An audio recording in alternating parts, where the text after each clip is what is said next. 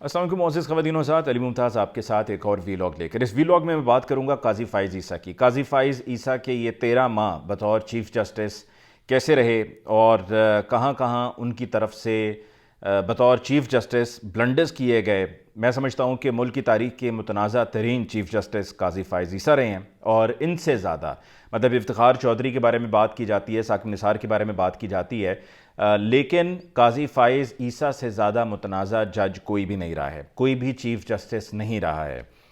لیکن اس تفصیل میں جانے سے پہلے یہ جو بات بار بار کی جا رہی ہے اور کرنے والے رک ہی نہیں رہے، باز ہی نہیں آ رہے ہیں، ان کو بات سمجھ میں نہیں آ رہی ہے، لیکن خیر ان کو تو بات سمجھ میں آ رہی ہے۔ وہ سمجھتے ہیں کہ عوام بونگی ہے، بے وقوف ہے، بھیڑ بکری ہیں، ان کو یہ بات نہیں سمجھ میں آئے گی، تو ان کی بہت بڑی بھول ہے، کیونکہ وہ خود بے وقوف ہوں گے جو عوام کو بے وقوف سمجھتے ہیں کہ جی یہ ڈیل کی بات کر کر کے نا تو ہم لوگوں کے ذہن میں یہ بات بٹھا دیں گے کہ عمران خان صاحب کی اہلیہ بشریٰ بی بی کو ڈیل کر کے باہر آئی ہیں۔ تو میں نے اس سے پچھلے ویلاگ میں ساری کہانی بیان کر دی ہے کہ اگر ڈیل کی ہوتی تو کیا ہونا تھا۔ یہ ڈیل نہیں ہے، اور اگر ڈیل ہوتی تو ابھی وہ بنی کالا میں یا زمان پارک میں بیٹھی ہوئی ہوتی، ان کو پشاور نہ جانا پڑتا۔ وہ پشاور اسی وجہ سے گئی ہیں کہ اگر وہ اسلام آباد میں رہتی یا یہاں لاہور میں زمان پارک میں آ جاتی ہیں۔ زمان پارک کا مطلب یہ ہے کہ پنجاب پولیس کے جس نے ان کے یہاں پر آنے کی صرف اطلاع پر وہاں پر پولیس کی بسیں بھر بھر کے وہاں پر پولیس بھیج دی ہوئی تھی، اور وہاں سے پھر لوگوں کو اٹھایا بھی جانا تھا، کیونکہ نہ ان سے استقبال ہضم ہوتا ہے، برداشت ہی نہیں ہوتا، ان میں برداشت ہے ہی نہیں، اور جلن اس حد تک زیادہ ہے پی ٹی آئی کی مقبولیت کو لے کر پنجاب گورنمنٹ کی کہ جس کا الفاظ میں بیان نہیں کیا جا سکتا۔ اور ڈاکٹر عثمان انور جو آئی جی پنجاب ہیں، ان کے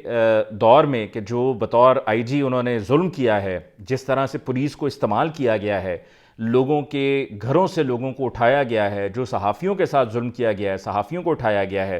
پھر عدالتوں میں بھی جا کر جھوٹ کے پہاڑ پیش کرتے رہے ہیں کہ جی نہیں ہمیں تو کچھ پتہ ہی نہیں ہے، ہم تو بالکل ہی لا علم ہیں، جبکہ انہیں بہت سب اچھی طرح سے پتہ ہوتا تھا۔ تو یہ بات بالکل ذہن سے نکال دیں کہ کسی بھی طرح کی کوئی ڈیل کر کے بشریٰ بی بی جیل سے رہا ہوئی ہیں۔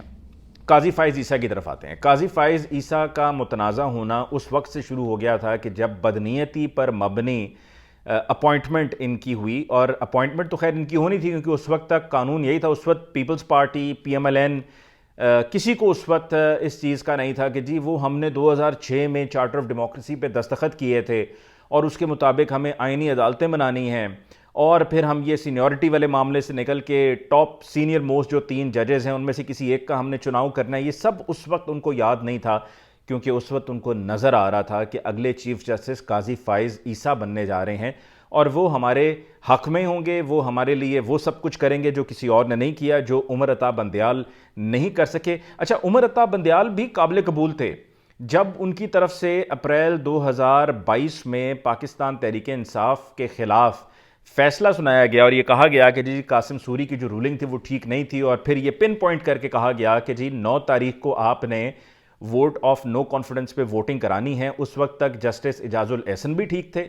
جسٹس منیب اختر بھی ٹھیک تھے، عمر عطا بندیال بھی فیورٹ تھے، اور مریم اورنگزیب کا وہ بیان کہ جب یہ فیصلہ آ گیا تو اس فیصلے کے آنے کے بعد انہوں نے کہا کہ جی آئین کی فتح ہوئی ہے، انصاف ہوا ہے، تو اس وقت یہ سب ٹھیک تھا۔ یہ ان کی نظروں سے اس وقت اترے یا ان کے لیے ناپسندیدہ جج تب ہوئے کہ جب 2022 میں، اور میں عدالت میں جاتا رہا ہوں 2022 میں، جب یہ فیصلہ ہوا پنجاب گورنمنٹ کا لے کر کہ جہاں پر یہ کہا گیا کہ پارلیمانی پارٹی کا فیصلہ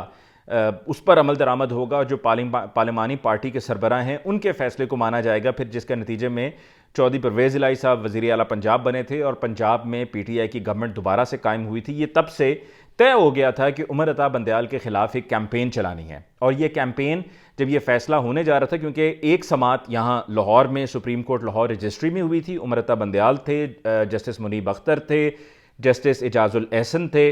ایک سماعت یہاں لاہور میں ہوئی، پھر اس کے بعد جو بقیہ سماعت تھی، کیونکہ اس دن یہ ہفتہ تھا، ہفتے کا روز تھا، اس کے بعد پھر منڈے سے آگے آنورڈ سماعت اسلام آباد میں سپریم کورٹ میں ہونی تھی۔ اور جب یہ سب ہو رہا تھا تو اس وقت یہی ایمل ولی خان، مریم نواز اور دیگر ان کے جتنے بھی پی ڈی ایم کے لوگ تھے، انہوں نے بیٹھ کے لائن لگا کر وزیر اعظم ہاؤس میں انہوں نے پریس کانفرنس کی تھی عمر عطا بندیال، جسٹس منیب اختر اور جسٹس اعجاز الاحسن کے خلاف۔ یعنی کہ جب آپ کے حق میں فیصلہ آ رہا تھا تو قانون کی، آئین کی فتح ہوئی ہے، انصاف ہوا ہے، اور چہرے پہ مسکراہٹیں تھیں، مٹھائیاں تقسیم آپ نے کیں، آپ نے انہی ججز کی تعریفیں کیں، تعریفوں کے آپ نے پل باندھے، آپ نے ریکارڈ قائم کر دیے تعریفوں کے، اور جب آپ کے خلاف فیصلہ جا رہا تھا تو آپ پھر لائن لگا کر بیٹھ گئے ان کو ملائن کرنے کے لیے. پھر اس کے بعد آپ نے دیکھا کہ مریم نواز نے جسٹس مظاہر علی اکبر نقوی کو لے کر اپنے جلسوں میں کس طرح سے تقریریں کیں, پھر جسٹس اعجاز الاحسن پر کس طرح سے تنقید ہوئی, جسٹس منیب اختر پہ جس طرح سے تنقید ہوئی, اور پھر اس سب کے بعد جب 2023 میں یہ کہا گیا سپریم کورٹ آف پاکستان کی طرف سے, عمر عطا بندیال صاحب اس بینچ کی سربراہی کر رہے تھے بطور چیف جسٹس, کہ جی پنجاب میں الیکشنز کروائے جائیں, تاریخ دے دی گئی, تو تب ان کو اور زیادہ شدت سے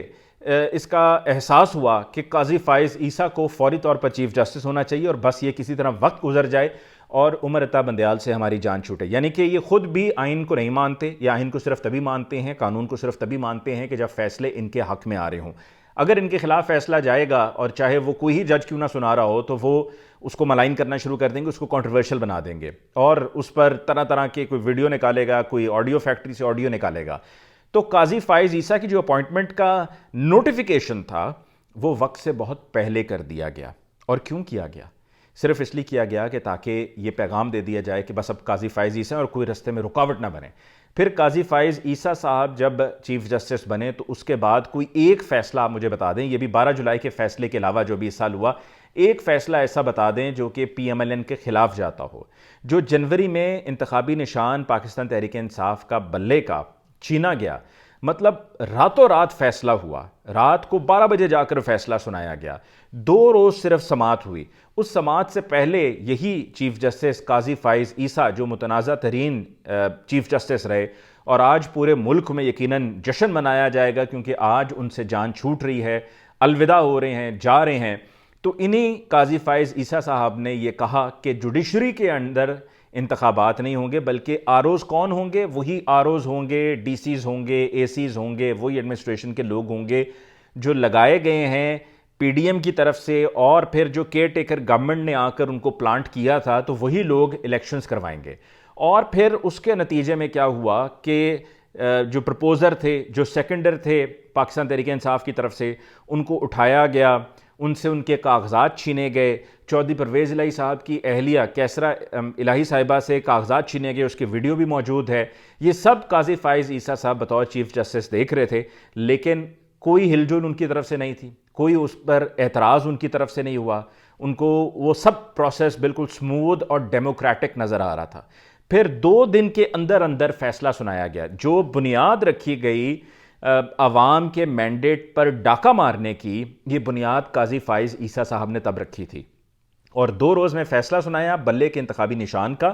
اور اگر بلے کا انتخابی نشان صرف بلہ ہی لیا گیا تھا پاکستان تحریک انصاف سے, اور عین اس وقت کے جب الیکشنز بالکل سر پر تھے, اور اگر صرف بلہ لیا گیا تھا اور یہ نہیں کہا تھا کہ ان کی پارٹی کے تمام کینڈیڈیٹس کو انڈیپینڈنٹ ڈکلیئر کر کے کسی کو لوٹا, کسی کو سٹیپلر, کسی کو پیالہ, کسی کو تبلا, کسی کو کوئی چیز دی جا رہی ہے,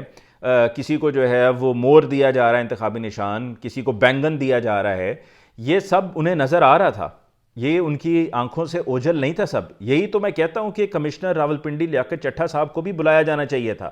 عدالت میں لا کر لائیو پروسیڈنگز دکھائی جانی چاہیے تھی کہ لیاقت چٹھا صاحب نے چونکہ الزام لگایا تھا قاضی فائز عیسیٰ پہ,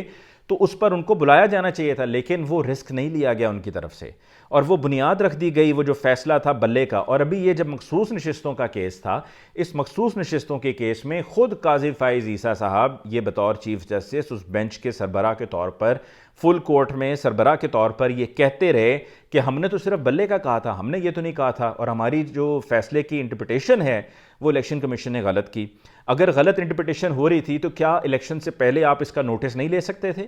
کیا الیکشنز کے بعد بھی جو الیکشن پٹیشنز آپ کے پاس آئیں تو آپ تو کئی مرتبہ یہ کہہ چکے کہ جی آپ کو تو علم ہی نہیں ہے, آپ کی تو نالج میں نہیں ہے, اور آپ سے یہ کہا گیا اس بلے کا انتخابی نشان لینے تک, یعنی کہ اس فیصلے کے آنے تک, سماعت کے دوران کہا گیا پاکستان تحریک انصاف کی طرف سے, بیرسٹر علی ظفر کی طرف سے, حامد خان صاحب کی طرف سے, کہ آپ عوام سے ان کا یہ حق نہیں چھین سکتے ہیں, آپ ڈس انفرینچائز نہیں کر سکتے ہیں. لیکن ان کی طرف سے یہ کیا گیا کیونکہ ان کے سر پر ایک ہی چیز سوار تھی کہ جی پی ٹی آئی کے انٹرا پارٹی الیکشنز ٹھیک سے نہیں ہوئے, پی ٹی آئی کے انٹرا پارٹی الیکشنز ٹھیک سے نہیں ہوئے تو کیا پی ایم ایل این کے ٹھیک ہوتے ہیں؟ کیا پیپلز پارٹی کے جو ہیں وہ آپ کی توقعات کے عین مطابق ہوتے ہیں؟ آپ کو صرف پی ٹی آئی نظر آ رہی تھی, آپ کو عوامی نیشنل پارٹی نظر نہیں آئی, آپ کو مولانا فضل الرحمان صاحب کی جماعت نظر نہیں آئی, آپ کو اگر کوئی جماعت نظر آئی اور الیکشن کمیشن جو آپ کے ساتھ ہینڈ ان گلو تھا، اگر کچھ نظر آیا الیکشن کمیشن کو بھی تو وہ صرف پاکستان تحریک انصاف نظر آئی، اور وہاں پر یہ بنیاد رکھ دی گئی عوامی ووٹ پہ ڈاکہ مارنے کی۔ عوام پر اس سے بڑا ظلم ہو ہی نہیں سکتا ہے، کیونکہ وہیں پر آپ نے جمہوریت کو دفن کر دیا، پہلے کھوکھلا کیا، پھر آپ نے جمہوریت کو دفن کر دیا، اور پھر اس کے بعد آپ خاموش رہے، آپ نے اس کے اوپر کوئی رد عمل نہیں دیا۔ اس کے بعد بھی جب بھی کوئی پاکستان تحریک انصاف کی بات آتی رہی تو آپ میں اس حد تک بغض تھا، صرف اس لیے کہ آپ کے خلاف ریفرنس بھیجا گیا تھا پاکستان تحریک انصاف کی حکومت میں، آپ میں پی ٹی آئی کو لے کر، پی ٹی آئی کی لیڈرشپ عمران خان کو لے کر اتنا بغض تھا کہ آپ نے اپنی زندگی کا مشن بنا لیا تھا کہ پاکستان تحریک انصاف کو ریلیف نہیں دینا، بھلے ان کا ریلیف بنتا ہو۔ 12 جولائی کا فیصلہ، 12 جولائی کے فیصلے میں جو فیصلہ 8 جج صاحبان نے سنایا وہ تاریخی فیصلہ تھا، اور اس وجہ سے تاریخی فیصلہ تھا کہ یہ اس بات کو سامنے رکھتے ہوئے، مد نظر رکھتے ہوئے فیصلہ کیا گیا ان 8 قابل ججز کی طرف سے، جس میں جسٹس منظور علی شاہ صاحب بھی شامل تھے، کہ دیکھیے اگر آپ انتخابی نشان پی ٹی آئی کا نہ لیتے بلا اور پی ٹی آئی کے کینڈیڈیٹس کو آپ انڈیپینڈنٹ ڈکلیئر نہ کرتے تو کیا ہونا تھا؟ ہونا یہ تھا کہ پی ٹی آئی کے کینڈیڈیٹس نے پی ٹی آئی کی ٹکٹ پر الیکشن کنٹیسٹ کرنا تھا، ٹھیک ہے؟ تو پی ٹی آئی نے چونکہ آزاد کر دیا آپ نے سب کو، اور عین موقع پہ بالکل ایج پر جا کر، کیونکہ وہ رات آخری رات تھی ٹکٹس جمع کروانے کی، اس رات آپ نے جب یہ کیا اور پھر سب کو انڈیپینڈنٹلی الیکشن لڑنا پڑا، اور اسی وجہ سے وہ فہرست بھی نہیں دی جا سکی مخصوص نشستوں کے لیے پی ٹی آئی کی طرف سے، تو پی ٹی آئی کے لیے آپ نے کوئی آپشن نہیں چھوڑا تھا، اور وہ غلط انٹرپریٹیشن جس کا آپ خود کہہ چکے ہیں، برملا اظہار کر چکے ہیں، آپ ہی کے منہ سے یہ بات نکلی کہ غلط انٹرپریٹیشن کی الیکشن کمیشن آف پاکستان نے، تو اس کے نتیجے میں پھر اور کچھ نہیں تھا بچا آپشن، تو پھر سنی اتحاد کونسل کی طرف جانا پڑا۔ اور پھر آپ کہتے ہیں جی پٹیشنر تو تھی نہیں پاکستان تحریک انصاف، سلمان اکرم راجہ صاحب آپ کے سامنے پیش ہوئے اسی کیس میں، کس لیے پیش ہوئے تھے؟ پاکستان تحریک انصاف کی طرف سے پیش ہوئے تھے، اور یہ ساری چونکہ بنیاد ہی غلط تھی اور بنیاد ہی اس فیصلے کی تھی، تو جو فیصلہ سنایا گیا ان 8 ججز کی طرف سے وہ بالکل تاریخی فیصلہ تھا، بہترین فیصلہ تھا، جس پر عمل درآمد نہیں ہونے دیا۔ پھر آپ ہی چیف جسٹس تھے کہ جب آپ نے دیکھا کہ اگست میں جب اسمبلیاں تحلیل ہو گئی ہیں اور 90 روز میں انتخابات ہونے ہیں، لیکن 90 روز میں انتخابات نہیں ہوئے، تو کیا آپ نے اس پر کچھ کیا؟ کچھ نہیں کیا۔ آپ نے پریکٹس اینڈ پروسیجر کے اندر پہلی مرتبہ کہا جی میں اپنے اختیارات دے رہا ہوں، لیکن پھر جیسے ہی پریکٹس اینڈ پروسیجر کے اندر ترمیم آئی تو آپ نے فوری طور پر اس کے اوپر عمل درآمد شروع کر دیا، مطلب ادھر وہ دستخط ہوئے صدر کے اور ادھر آپ نے عمل درآمد شروع کر دیا۔ آپ نے عمل درآمد اس وجہ سے شروع کر دیا کہ آپ نے پھر اس کے بعد اپنی مرضی سے بینچ تشکیل دینا تھا، اور آپ نے دیکھ لیا کہ جسٹس منیب اختر اور جسٹس منصور علی شاہ آپ کی نہیں سننے والے، آپ کی وہاں پر دال نہیں گلے گی۔ پھر آپ نے یہ 63A کا جو فیصلہ سنایا ہے، یہ آپ نے جاتے جاتے صرف اس لیے فیصلہ سنایا کہ آپ کو یہ امید تھی کہ یہ پاکستان تحریک انصاف کے لوگوں کو توڑا جائے گا، مرضی کی ترمیم لائی جائے گی، اور مرضی کی ترمیم لانے کی صورت میں آپ کی مدت ملازمت میں توسیع ہوگی اور آپ بطور چیف جسٹس اس کرسی پہ بیٹھے رہیں گے۔ لیکن آپ کو تو عوام سے پوچھنا چاہیے نا کہ عوام آپ کے بارے میں کیا کہتی ہے۔ جو ٹرسٹیز ڈونٹ پہ آپ گئے تھے اور وہاں پر اس لڑکے نے جو آپ سے کہا تھا، وہ کس وجہ سے کہا تھا؟ کیونکہ یہ وہ نفرت ہے جو کہ لوگوں کے دلوں میں آپ کے لیے ہے، قاضی فائز عیسیٰ صاحب۔ اور آپ نے یہ 63A کا بھی فیصلہ اسی لیے کیا، یعنی کہ ایک تو جب آپ کہتے ہیں کہ غیر آئینی ترمیم ہے یہ، تو اسی وجہ سے ہے کیونکہ جب جو پارلیمنٹ جو وہاں پر اقتدار میں حکومت ہے اس کی بنیاد ہی وہ فیصلہ تھا بلے کا نشان لینے والا،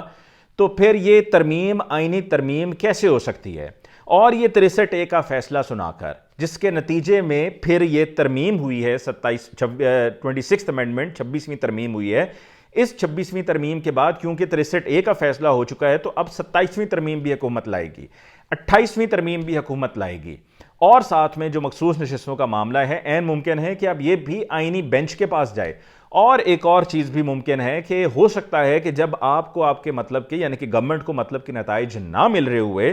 تو الگ سے ایک آئینی عدالت بھی بنا دی جائے، اور اگر ایک الگ سے آئینی عدالت بنا دی گئی تو یہاں پر جو لوگ سوال پوچھ رہے ہیں کہ قاضی فائز عیسیٰ کو اب کیا ملے گا، تو قاضی فائز عیسیٰ اب بھی امید میں ہے کہ یہ آئینی بینچ پر اعتراضات اٹھیں گے اور پھر آخر میں 27ویں یا 28ویں ترمیم کے ذریعے آئینی عدالت بنائی جائے گی، اور اس آئینی عدالت میں چیزوں کو پلستر کرنے کے لیے یعنی کہ گورنمنٹ کے حق میں پلستر کرنے کے لیے اس آئینی عدالت کے سربراہ قاضی فائز عیسیٰ صاحب لگا دیے جائیں گے، اور آپ کے ساتھ آپ کے من پسند ہینڈ پکڈ ججز ہوں گے جو کہ اس آئینی عدالت کا حصہ ہوں گے. یہ وہ گھنونا پلان تھا جو کہ قاضی فائز عیسیٰ صاحب کے ذریعے ایگزیکیوٹ ہوا ہے. آپ نے عوام سے ان کا حق چھینا. اس سے بڑا گناہ کیا ہو سکتا ہے؟ اور اس طرح کا شخص کہ جس نے عوام کے ووٹ پہ، مینڈیٹ پہ ڈاکہ مارا ہو، اس کے لیے یقیناً عوام کی نظروں میں تو معافی نہیں ہے. اس سسٹم میں ہو سکتا ہے کہ آپ آنکھ کا تارا ہوں لیکن عوام آپ کو دھتکارتی ہی رہے گی. اس کے ساتھ ہی مجھے علی ممتاز کو دیجیے اجازت. اللہ نگہبان.